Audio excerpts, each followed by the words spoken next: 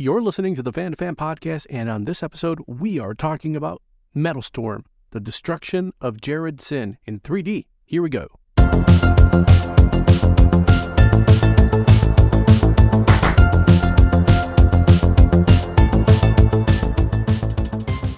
Well, I mean, you have to give the film the proper introduction that it deserves. Speaking of a proper introduction, Pete, so you're listening to the Fan2Fan Podcast. I'm one of your hosts, Bernie Gonzalez. I'm talking to Pete, fellow co-host extraordinaire. We are talking about Metal Storm, the Destruction of Jared Syn. Say it with us, folks, because when you say it, when you speak it, when you think it, you have to do the entire title. And the entire title is, ready? Metal Storm, the Destruction of Jared Syn. Gives it all away, and yet it gives nothing away. In a future that grows ever closer, the fate of our Earth will lie in the hands of one man, a solitary warrior of great courage. His name is Dogen, and he is called the Finder. His enemies will emerge from the underworld to test his strength. Urok, the Cyclopean warlord of the One Eyes, the assassin Baal, half man, half machine. And Jared Syn, leader and mastermind of the sinister renegades.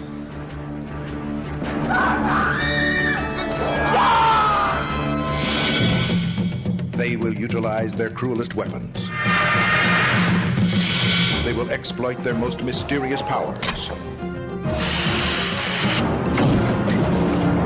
As they create an epic non-stop action-adventure movie that will challenge your senses. And they will do all this for you in 3D. This summer.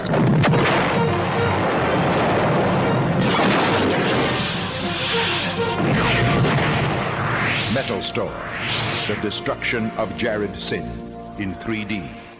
2000s, we saw kind of like a reawakening of 3D movies. Some interesting, like Jurassic World, and then some that played perfectly in the horror low-budget world, like My Bloody Valentine, when they did that reboot. That was in 3D in 2009. The Final Destination, which I think may have been the third or the fourth installment of the series, that was in 3D. Piranha 3D, Shark Night 3D, Toy Story, Avatar. We've Journey to the Center of the Earth. There have been a ton of movies, as of late, I think, as the technology, they've kind of dialed that in. So it's a gimmick that has worked since 1952, if not earlier, and works now. And, and I even remember in the 90s going to like IMAX theaters in New York City, my girlfriend, where they would have like special, it would be like, oh, it's, the wonders of the ocean. And you would go and you get like the giant contraption that you would put on that would go over almost your entire head. And so that you could kind of look around. It was, I guess, even almost an early precursor to like VR, but it wasn't VR. It was more just like a 3D experience. But that felt like it was another step. And then now, obviously, now what we're talking about with the Metal Storm, the Destruction of Jared Syn, like how that movie was made in 3D is very different to how movies are made in 3D now. And the 3D now, the technology is just light years ahead of what we were dealing with in the 80s, which, was in itself was still a leap forward from what they did in the 50s. And, like in the 50s, they would have to shoot with two different cameras. And you would have to then line it up perfectly in the theater. So, like, if the cameras were even slightly off, you would get, like, people in the crowd would get massive headaches and all these other things. So, like, the 80s come along, they figure out a way to, and I'm dumbing this down because I'm dumb and I don't know all the technical specs of how all this is done. But essentially, they were able to get it on, like, one spool. And as long as it was spooled together properly, the 3D effect was better than the 50s. Still not great, but at least it was a little more cost effective. And then something like Metal Storm, the Destruction of Jared Syn was able to come about because like it was picked up by Universal, and we'll get into all of this as we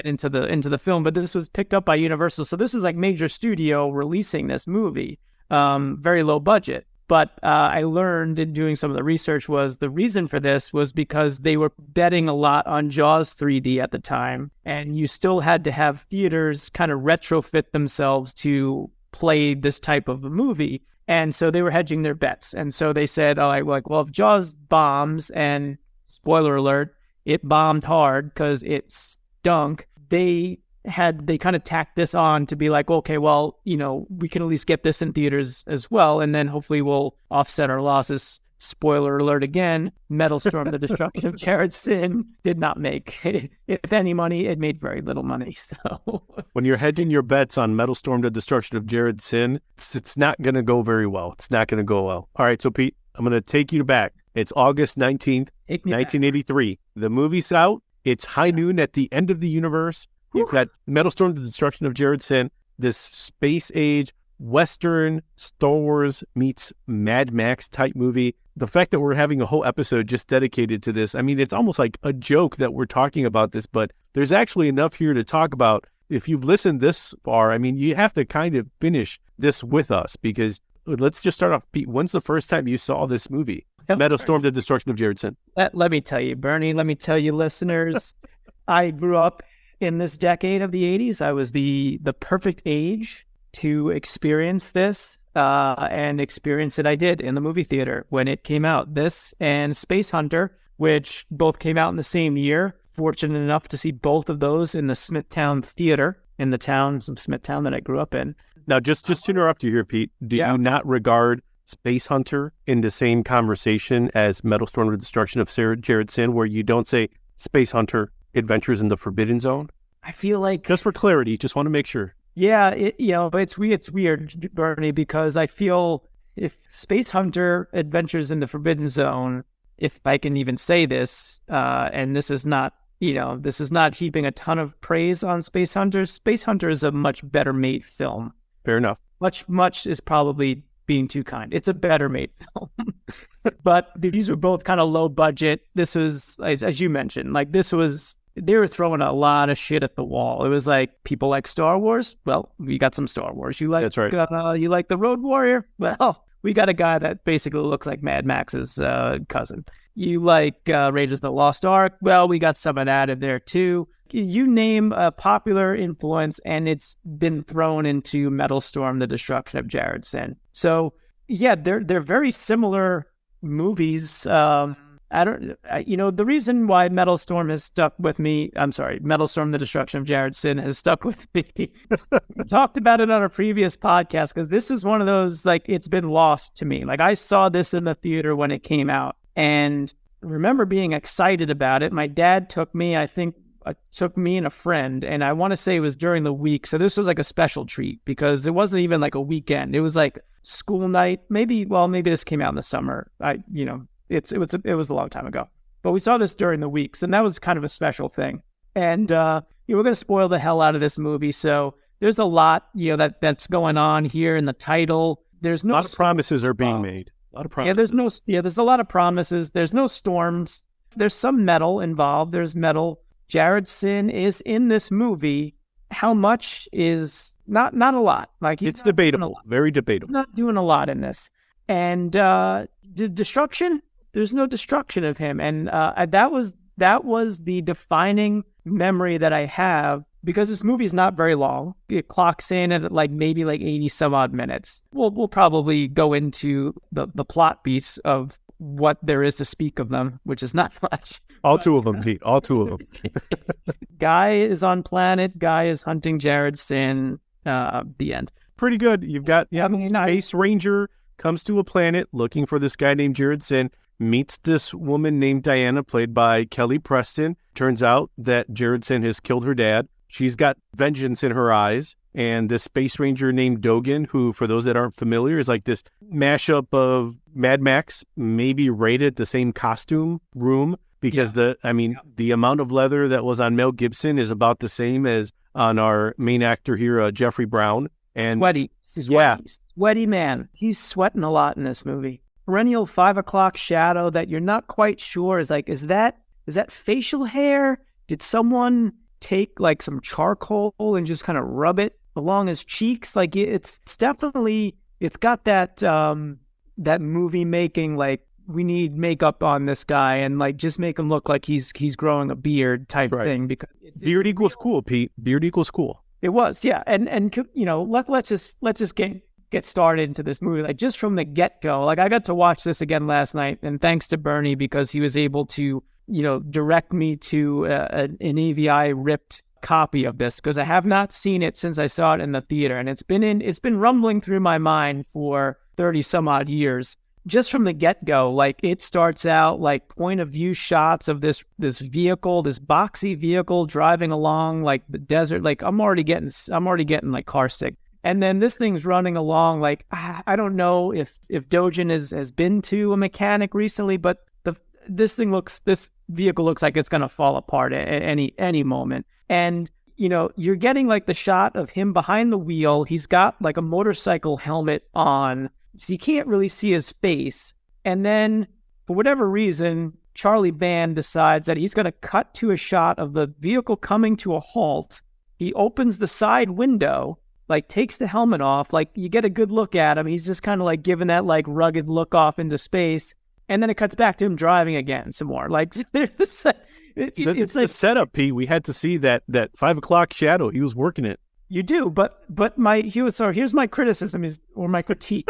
My criticism. I'm not going to criticize this movie. I will critique it. My critique is that you get a few more minutes of the driving along, and this movie is padded more than Ralphie's Brother in A Christmas Story. Like, there's so much padding involved in this. It's not even funny.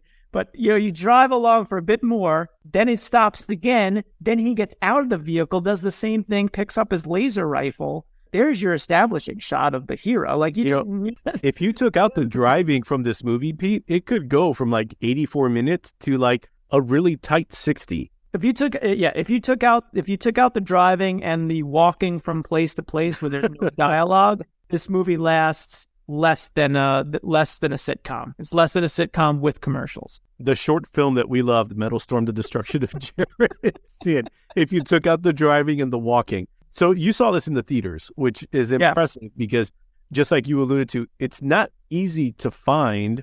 So I'm going to guess you did not own a VHS copy of this growing up. You didn't find it at like a previously rented bin somewhere. Nostalgia kicked in. You remember watching this sometime in the, like seeing it in a bin in the late 80s or early 90s. And you're like, you know what? It's $2.99. I'm going to grab it and own a physical media copy of this guy. No, Bernie, because it's taken almost 40 years for me to appreciate what I'm watching now. Because when you see it, and when I saw it in the theater, and my friend and I saw it, like even my dad was making comments, you get to the end and you really feel ripped off.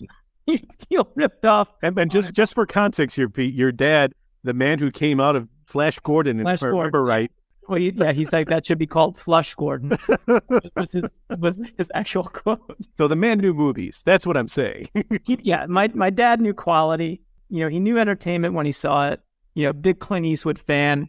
Man with no name. So like, he knows like the spaghetti western. And of course, like the tagline for this movie, it's high noon at the end of the universe or galaxy, whatever the fuck they call it. Yes, which is actually a pretty good tagline. All things being equal. It's a great tagline. Yeah. The poster promises a lot. The title of the movie promises a lot. And it's got everything in there. Like you said, there's our man, Jeffrey Brown, who is named Dogen. I don't know what they were thinking when they named him Dogen. Makes no sense. And I'm going to say it in the sense that you've got Tim Thomerson. I think that's how you say his name.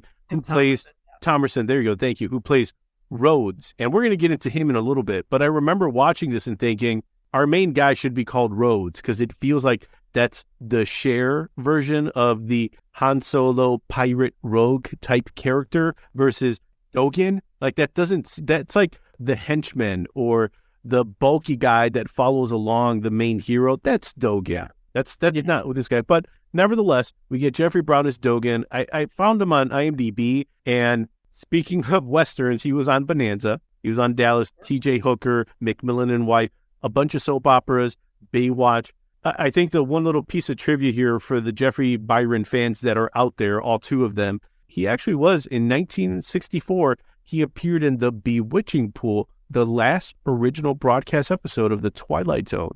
Okay. So the man's been acting for some time before we saw him as Dogen, the intergalactic space ranger with supernatural powers who's hunting Jared Syn. He's a ranger. He's a ranger. Yes. He's like a seeker. He's kind of, I guess, he's really like a bounty hunter. Well, maybe because he's kind of deputized, right? He's like sheriff / Jedi Knight / because there's parts of him where aesthetically he's got that road warrior deputized feel to him. Yeah. And then there's other times where it feels like there's this supernatural element where you think he's like connected to whatever their version of the Force is. And they lift heavily from Star Wars. I mean, I have bullet points just on that alone because there are so many. And not, like you said, not just Star Wars. They felt like they could pull from everything. But all right, so let's just stick with casting because if you can't tell, we're very excited about this movie. Credit where it's due. The guy looks like futuristic hero, anti-hero, like not a terrible actor. You know, there's some bad acting in this movie, but, you know, he doesn't have a ton to do, like, dialogue-wise, but, you know, perfectly believable. So, like, well done, Charles Band and company. Like, you hired someone, not a big name, but he fills the role. It works. He actually reminds me a lot of Robert McGinty in Warrior of the Lost World.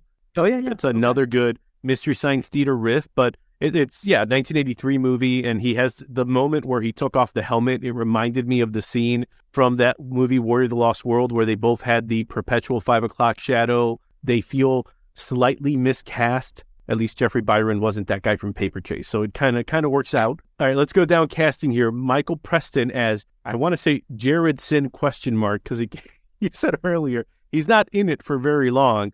So the character, the role that's supposed to meet his destruction, as promised in the title, Metal Storm: The Destruction of Jared Syn, played by Michael Preston, who was from the Road Warrior and has that face. And I did have to look up his IMDb because I'm like, yeah, I've seen this guy in everything. Renegade, Highlander, Dark Justice, Airwolf, Max Headroom. I feel like every late 80s, late 90s TV series included him.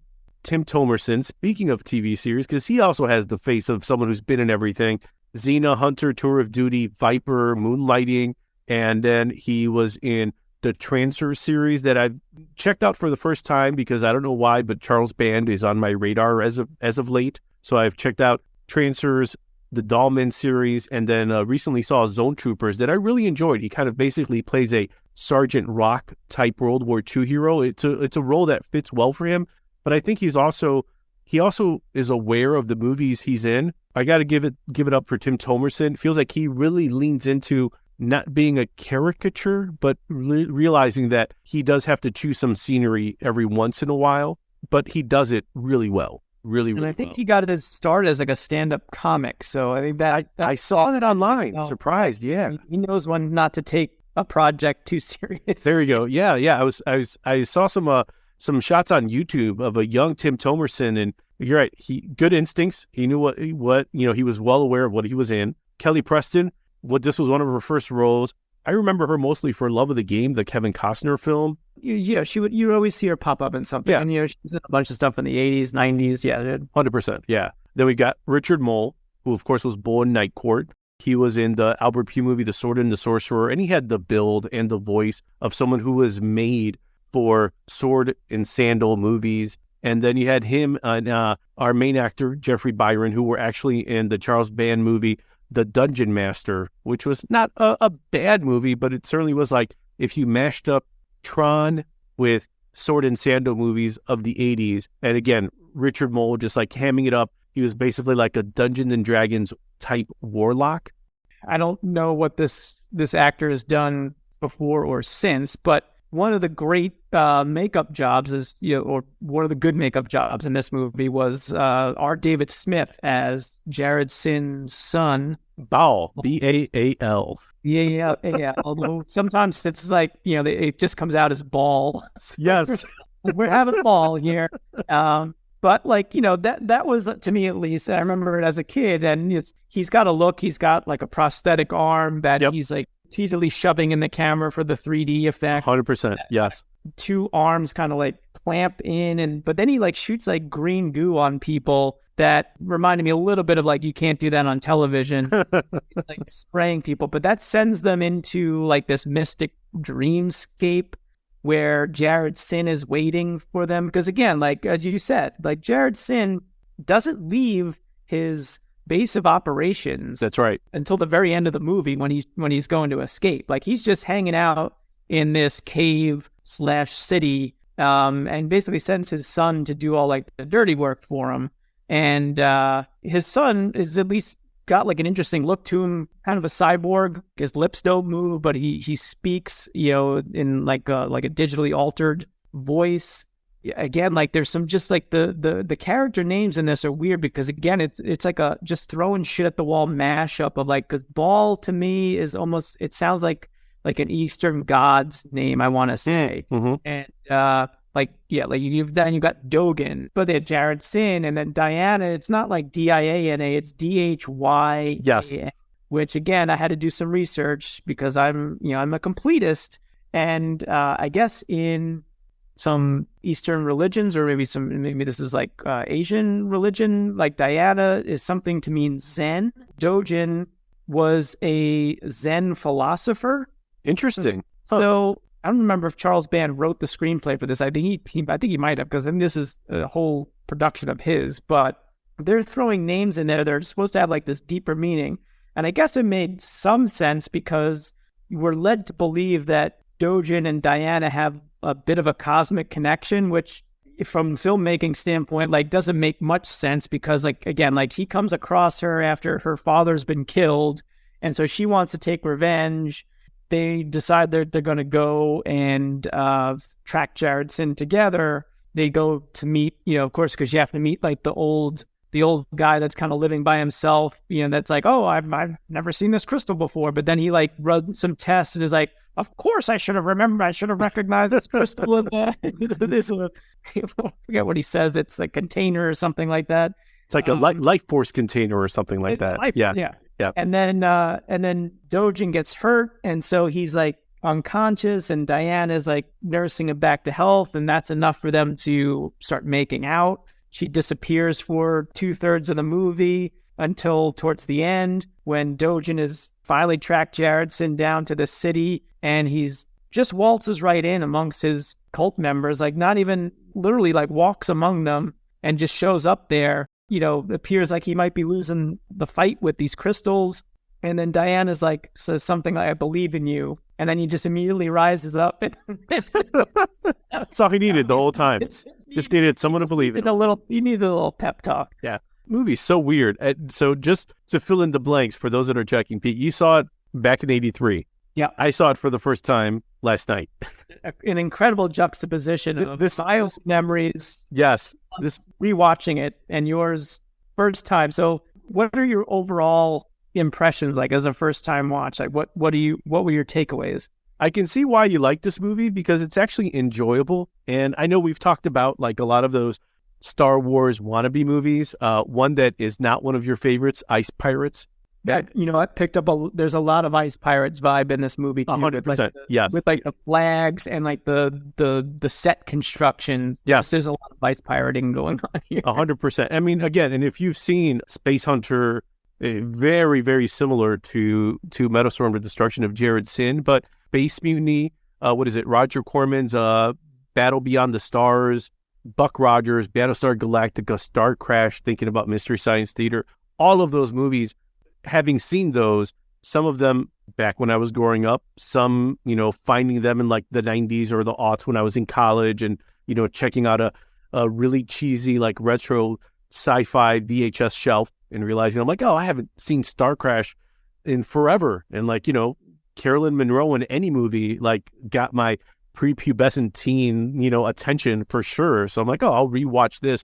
This had just gotten past me with honestly a lot of Charles Band movies because I didn't really discover like Charles Band. When I think of him, I think of Full Moon, the Puppeteer movies, Doll Man, some of those, and Tim Thomerson. And now recently watching some of the Trancers movies, I'm kind of connecting the dots here where this was one of his first efforts, and it makes sense. Star Wars comes out, 1977, and you've got an army of kids, and by kids, I mean like teenagers who just realized that they were, all checking out like famous monsters of filmland along with George Lucas and the people that were behind Star Wars. They all got influence and like their imaginations were sparked, except they didn't have the resources that Lucas was able to marshal together. So then if that's 77, we got all those movies I mentioned before that come out from 78 through the late 80s, and Metalstorm, the Destruction of Jared Syn just kind of pops right in the middle where you mentioned it makes sense. A studio would want to take advantage of whatever wave of sci-fi is happening at the time, and then try to throw in the gimmick of 3D to hedge their bets to make some, hay in the box office. And then you have someone like Charles Band. It's like, well, yeah, I don't have the money to make a Ice Pirates movie, which all things being equal has a really good budget and pretty good production value compared to some of these other movies. And then Jared's Metal Storm, The Destruction of Jared Syn pops in here as a movie that I'm like, this is kind of interesting. Again, revisiting some Charles Band stuff, watching him for the first time. It's kind of a cool first effort. Laser Blast, that was another, but I believe there's a moment where they're going down the road in a van and he shoots the sign that is a billboard for Star Wars. So I think this is, taking their pot shot at Lucas and a big budget movie. And I'm sure there's a lot of pride in being able to make this low budget sci-fi film, doing the best of what you can with what you have. So Charles Band seems like the guy. Yeah, like Zone Troopers, Eliminators, Troll, all of these movies, like Dr. Mordred. Well, if you can't get the rights to Doctor Strange, you make Dr. Mordred, and you do it with Jeffrey Combs, who did a great job in Reanimator, and like Ghoulies and Ghoulies 2. So those are some of the movies that I imagine he kind of took the box office of and just used the money to make, Sorority Babes in the Slimeball Bolorama. It's like this weird, interesting spectrum where he's got, one of the movies I saw recently is Ginger Dead Man, and it's exactly what it sounds like, a gingerbread man who comes to life, and he's homicidal, and he's voiced by, of course, Gary Busey. So this just like Charles Band in a nutshell. Seeing this movie, Metal Storm, The Destruction of Jared Syn, actually kind of makes sense. I actually got a little bit of respect for Charles Band because he was actually trying to compete with the big boys at that point. Production-wise, it's got that desert feel. It's kind of like, like a Tatooine wannabe, right?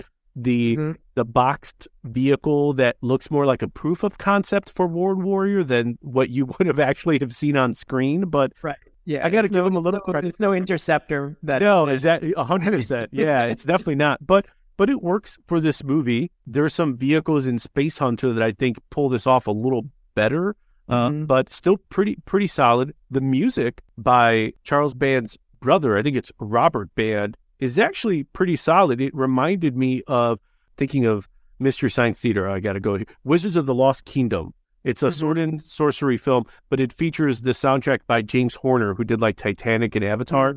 So it almost has no business sounding as good as it does, but because it's James Horner, that kind of explains that.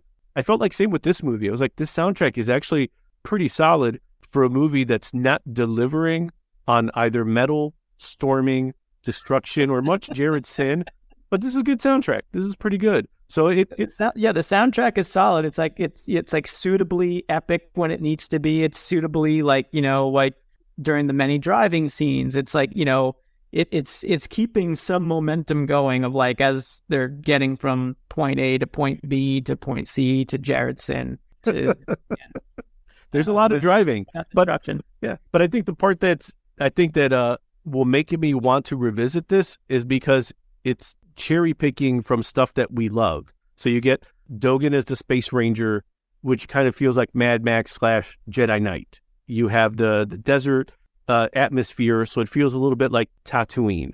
The life force idea and like this weird, never fully explained or realized version of whatever they're doing here and what Dogen's abilities may be feels like a riff on the Force. And like you mentioned with Dogen and Diana and maybe some Middle Eastern type roots where he was maybe trying to, feed into some type of philosophy or something else. And again, never fully realized, but there's little pieces there. Tim Thomerson, who does like Old Man Han Solo pretty well, I have to say. Yeah. Like a Rocky from Rocky Horror Picture Show haircut. With yes. just with more gray. Yes. Salt and pepper. And in ways, it doesn't work because you almost need Jeffrey Brown as Dogen to almost play the Luke role. Like he should be a bit more straight-laced, and Thomerson should be more like the rogue. If Dungeons and Dragons has taught me anything, that's his character type. It's like there's a shot where they're literally in Dogen's boxed out, interceptor, and sorry, that's an insult to the interceptor, so I shouldn't say that. But there's a part where they're both there, and you could almost just be like, here's a son and his dad driving. because they share a similar book. His dad taking his son for driving lessons. You guys can't have two Han Solos. It's just young Han Solo, older Han Solo, but it's Han Solo. You get Jared Syn, who's doing this weird, like, Palpatine Emperor thing. And mind you, I'm like stretching it out here, but like if Ball is the cyborg, maybe Charles Band was making him feel like look aesthetically to be like Darth Vader. There's a part of him that's maybe not human anymore. Right. There's mechanics and cyborg and metal aside, not picking up a huge resemblance between father and son in this movie. No, not at all. Not at all. But like you said, the special effects, the creature makeup that they did on Ball works pretty well. I mean, it looks pretty good. Again, for low budget, like a memorable looking character. Yes. And I give them credit for that. Like that right there makes almost makes it a success. Almost. Yes. We get sandworms. I mean, sandworms, yeah.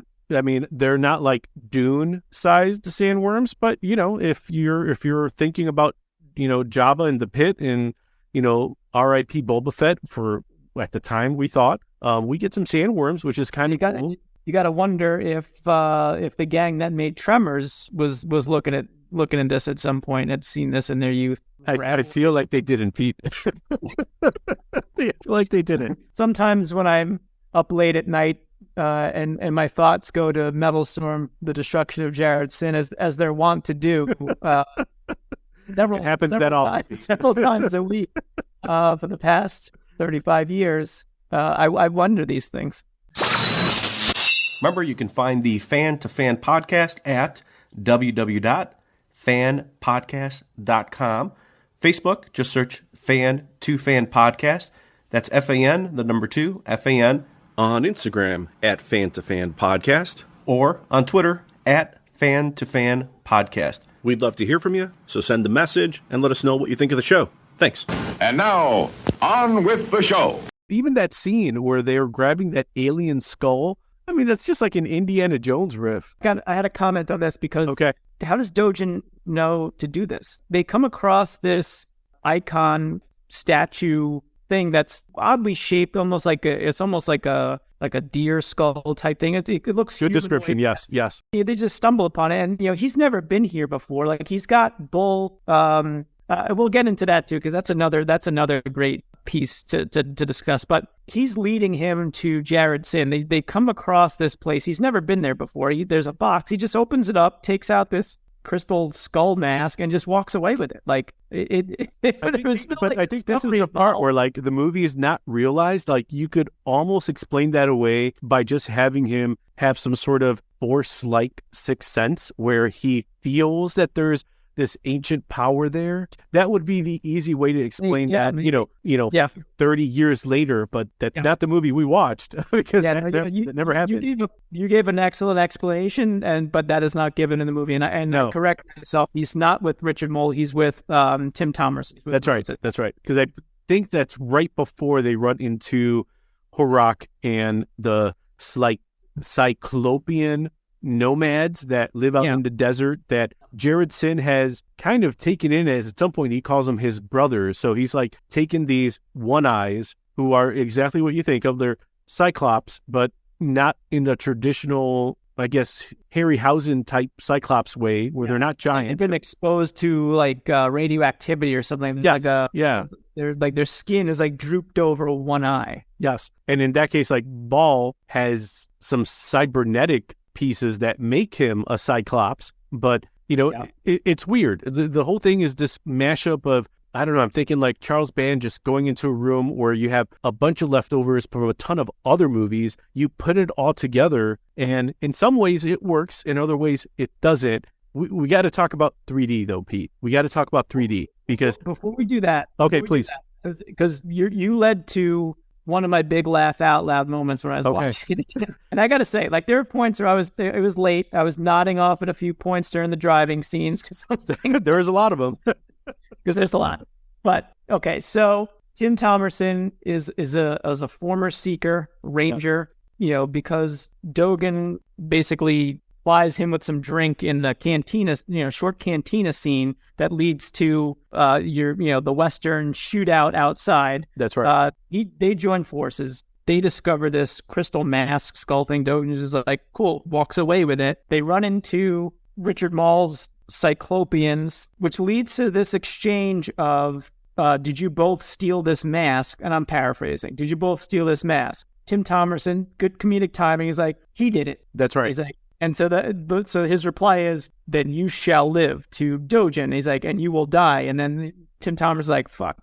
But so he's like, so you shall live. Immediately goes from that to throw the little misdirection. Dojin is going to live because he stole this mask. And he's like, you are on forbidden lands. You both must die. So like either Hurok is just like really fucking with him, where he's like, oh no, you live because you took the mask. Actually, no, you're going to die. The writing is so bad. But don't short shrift our man Jeffrey Byron, who comes in completely uncharismatically and says, oh no, my friend here is being a bit too modest. He too helped in stealing the mask. And then Richard Mall's like, oh, okay, good. Well, then I guess you both die, exactly like you said. Yeah, that's right. Yeah, it's like there's like this not really, little game of foot where, perfectly stated. Like Dojin like tries to save this guy that he just met. And he's like, oh no, we're both. And he's like, actually, you're on forbidden land, so you're both gonna die. And for anyone who's seen this and who is, I mean, if you're this far into this episode, you must either really love our conversation or love this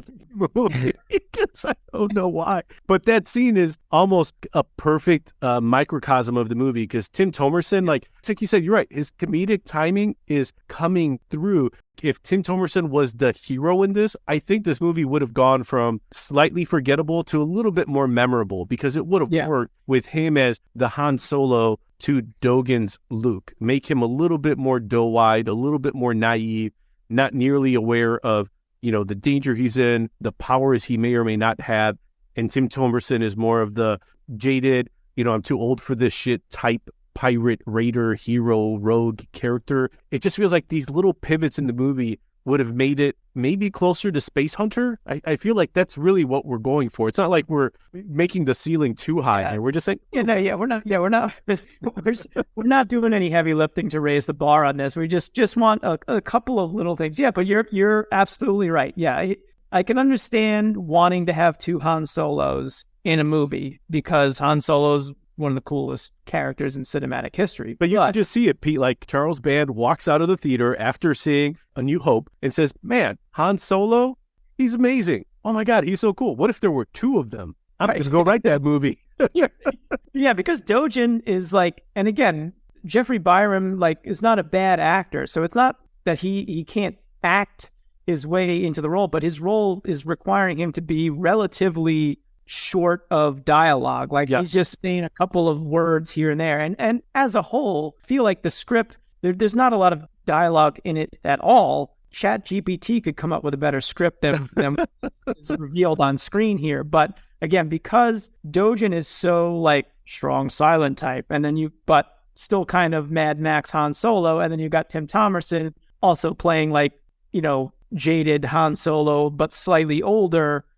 As just from talking from story line, from story and character development, it doesn't work because they're too similar of a character. They can't really play off each other. So I mentioned before, Warrior of the Lost World with Richard McGinty. Yes, that guy from Paper Chase. It also has Fred Williamson in it. And watching that movie, if you just flipped the two of them, it would actually make for a more interesting movie, because Fred Williamson was at Hell Up in Harlem, Black Caesar. He did a ton of those black exploitation movies from the 70s into the 80s. I think he was a football player at some point, but he was able to just be very charismatic. And if that movie had Fred Williamson as the lead, just like in this movie, if you had Tim Thomerson as the lead, it's like, man, this would be so much better. Enough. We got to get into 3D, Pete. Yeah, this movie was filmed in 3D. And neither one afforded. Well, you saw it originally in the theater in 3D. The glasses and all, right? Yep. Oh, yeah.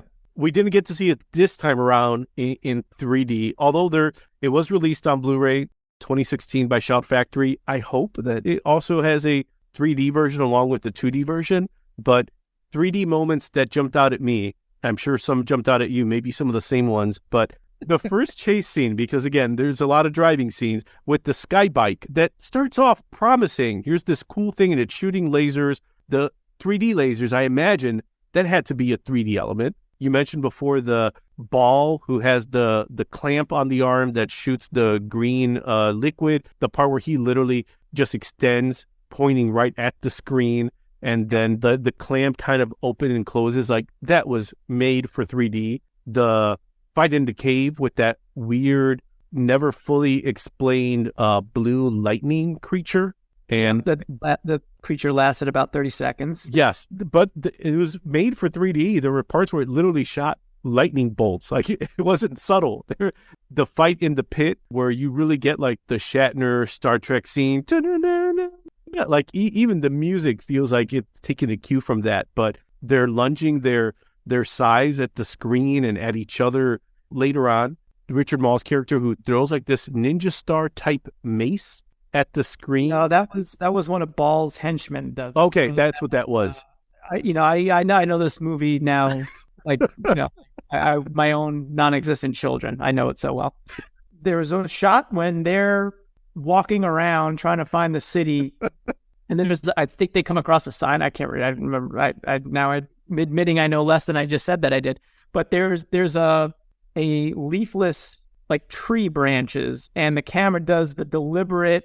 Like, if you've seen Jaws 3D and if you've seen any of these 80s 3D movie, the camera does the deliberate slow pan to it where like the branch is like sticking right in your face. And so that was another one that was clearly done just for 3D purposes. There's not as good as like Friday the 13th with like the yo-yo coming at you over and over again. But and then, it's interesting because it got me thinking, because there's not a ton of those very obvious 3D shots. Like Friday the 13th Part 3. Yes. That's why I wanted to write these down, because I was like, I think these were the moments that would have been 3D, because there are none that stick out as obvious as Jason shooting the harpoon across the lake. Or I'm like, right. Well, yeah, that's obvious. I think the guy early in that film that's got like the general store and he's got like a broom and he's pointing it at the screen. They go over the top in Friday the 13th Part 3. This one, there's times where I'm like, man, this is a little subtle. I'm guessing this would have been a 3D effect, but I'm not sure.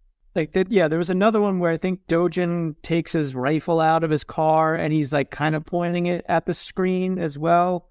But so here's what I'm thinking happened. Again, because Universal picked this up, I don't know this for sure. Maybe we'll find someone out there in the socials that knows for sure, or maybe this was in the documentary that you had told me about before we started recording. Yes. So for anyone who's High Noon at the End of the Universe, the making of Metal Storm, that's on that Shout Factory Blu-ray. And again, Pete, I have to imagine anyone that's listening this long probably has that Blu-ray, so they will probably know more than we do. Yeah, and if you haven't seen it yet, why haven't you?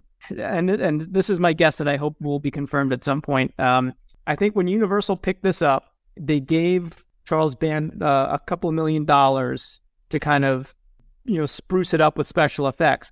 I would guess that his original plan was not shooting this in 3D, because there's very little about it that would make you think that this was shot explicitly to be a 3D movie. I'm wondering if some of those shots he did towards the end of production to kind of retrofit it for 3D when Universal was like, yeah, we want this to be a 3D movie. I don't know for sure. That would just be my guess. But watching it again last night, I'm like, I don't know what would be 3D in most of this movie right now. That makes sense, because I mean, there were times where if you didn't tell me this was a 3D release, I would have just thought, this is just interesting, like cinematography. But they do nothing different than they would have done in Flash Gordon, where it's kind of a bit of a send up, tongue in cheek. It works like in a movie like this that has some comedic elements. So. Yeah, the fact that you mentioned that he was given a few $1 million to kind of spruce this up, maybe that's where some of these pickup shots came into play, and that kind of makes sense why it's a more subtle, not in your face 3D version like Jaws 3D, where it's obvious, painfully so. It does not age very well compared to Metal Storm: The Destruction of Jared Syn.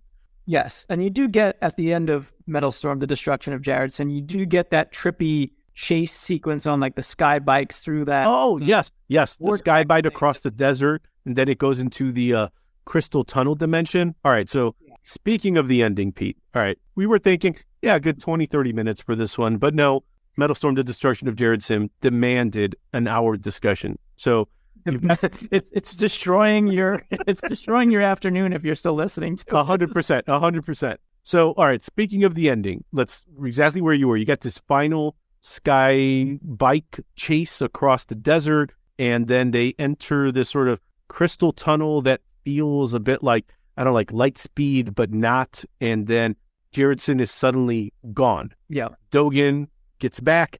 He's with Deanna, with Bull from Night Court, and, you know, they all kind of get together. They're friends. They're all friends. And Dogen has, you know, put his fist in the air and said, I will get my vengeance. I promise not to stop. You know, I will continue my journey to stop Jared Syn, to destroy him, because he just disappears. But then, because I don't know, like, I know Jared Syn wanted to, like, rule the planet or the world, and so he's, like, got, like, this giant white crystal that he's, like, he seems like he's serving, like, some other master. Like, if he is, like, I was really going with the, like, if Baal is Vader and Jared Syn is, like, Palpatine, then Palpatine is serving, like, some other larger, you know, like, everyone reports to somebody else. All right, well, Jared Syn is trying to get this crystal or whatever it is, this energy, to make nice with the big bad that I presume, the way the movie leaves us to believe, that's what will be the sequel. That's going to be what we're going to talk about in the actual Destruction of Jared Syn, because we didn't get that in this one. No, you don't get it. Yeah, and again, like, because the movie makes very little sense, like, Dogen comes back. He's like, oh, Jared Syn disappeared. But yeah, like you said, like, I won't stop. And you don't even really know why he's, like, so hell-bent on stopping Jared Syn, other than, like, Jared Syn has, like, made it clear that he wants to take over the planet. But Dogen's the only one that really seems intent on, like, doing anything about it. Like, everyone else is just kind of like, yeah, whatever. But, like, you know, when the movie starts, like, he just shows up and just drops the exposition. He's like, I'm Dogen. I'm tracking Jared Syn. And, like, but there's, but so, you know, he's disappeared, and he seems to think that this giant white crystal, like, he disappeared into this universe because of this crystal. So then he takes his own red crystal that he just, you know, finds at the beginning of the movie and blows it up. So the white crystal's blown up. Yes. Don't to think that there's any way to get back into that portal that Jared Syn has now lost it, but he's going to continue to search for him. But, like, I don't know, like, how the twain shall meet. You're asking for more than this movie can give you, Pete. I'm asking a lot of questions, but, you know, I'm not going to get the answers. Clearly, we're not going to get the answers. No, we're just going to have to enjoy or not enjoy Metal Storm: The Destruction of Jared Syn on its own merits, and we'll have to live with the information that it chose to give us, which is right. Not a lot. Not much. So it's been 30-some years since you saw this, Pete. Did it live up to your expectations? Not that there were probably many to begin with. You know what? I was anticipating you asking me something about this, so I actually been thinking. You put some thoughts down during the day, and I want to say this is it. This is not a good movie, but I still feel joy at having watched again after all this time. Like, I don't know if this is something that I'm going to watch much more again. I feel glad to have seen it again. There are a couple of scenes that are really kind of dumb, stupid, hokey. There's a couple of very derivative scenes.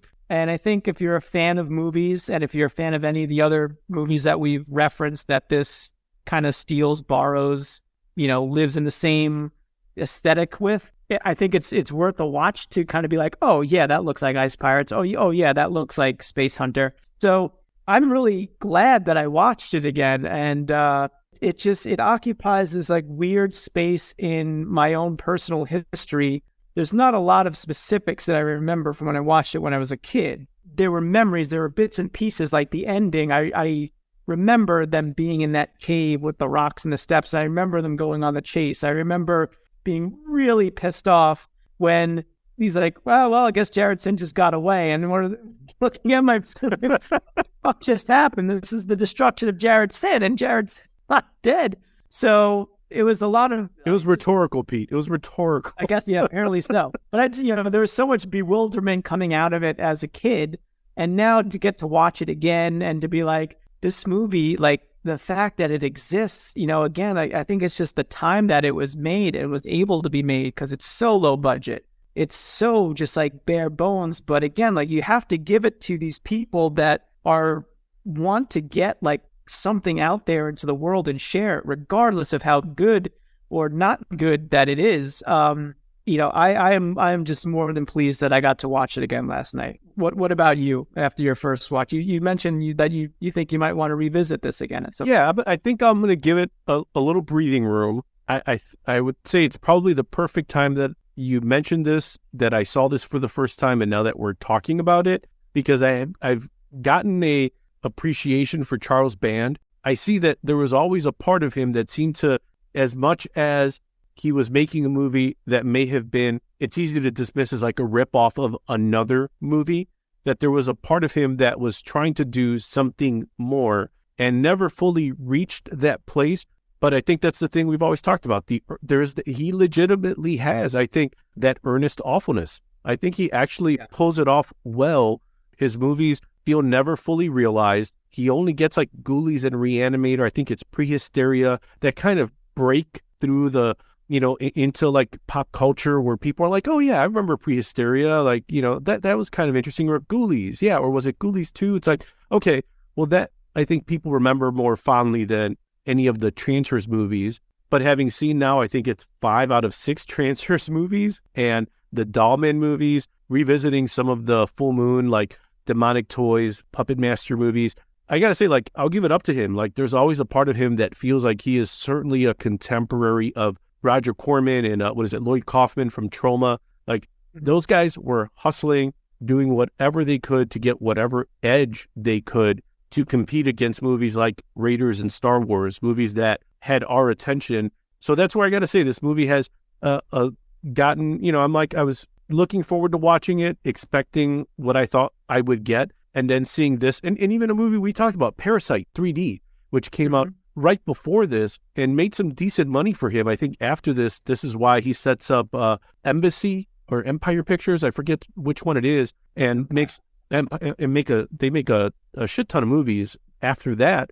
But even that movie had some interesting elements to it where it was not as disappointing. I expected a movie called Parasite from 1982 or 83 that had pretty bad 3D effects from what I could see, but was, I don't know, it just had that extra thing. That's what Metal Storm, The Destruction of Jared Syn, had for me as well. When it was all said and done, like if you remove the driving scenes and kind of shortened it up, it reminded me when we were talking about our favorite Saturday morning cartoon lineups, and you mentioned Jason of Star Command. Yep. And then going back to like Battlestar Galactica, Buck Rogers, some of those shows that we grew up loving, if you almost took out a lot of those driving scenes and some of the fluff, you could get Metal Storm, The Destruction of Jared Syn to around like 40 some minutes. And if you look at it that way, it's almost the perfect pilot for a series that would now have Richard Mole and Tim Thomerson and Jeffrey Byron chasing after Jared Syn. So it turns into like the kung fu thing where they go to a different planet or a different town. They help the people there. Jared Syn left a trail or crystal that leads them. Like, yeah, there feels like there's so much stuff here that could be kind of cool. We don't get any of that, just for the record, at all in the movie. But enough where I'm like, yeah, I could see where just thinking as a fellow creative, Charles Band being like, I could do so much, but then having the restrictions where he's like, but I could only get 10% on the screen. And I appreciate that 10%.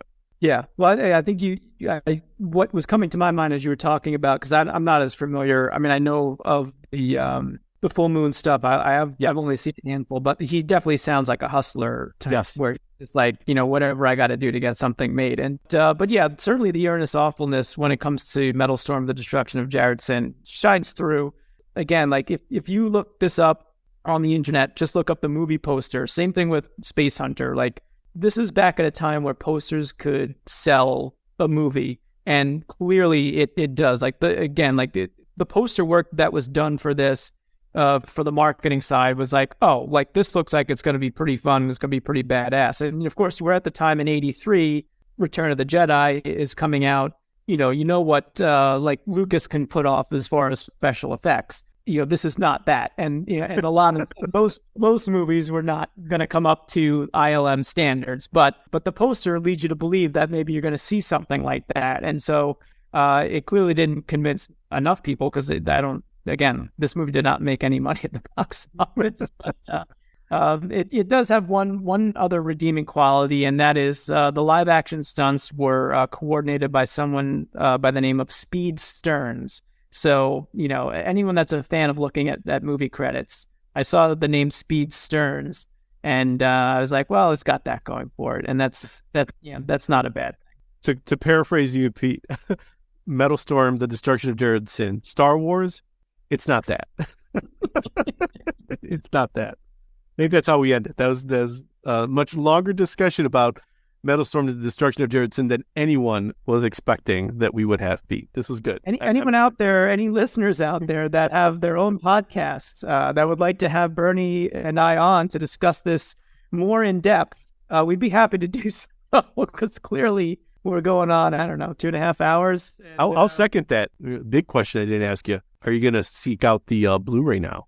I might, just for the for the documentary, just for the making of. Yeah, and Jeffrey Byron is in it. I saw Richard Mole is in it. Yeah, it sounds like the audio commentary is good, so I think that would be worth it. I'm not usually one that does those collections anymore. I did when I was younger, but sure.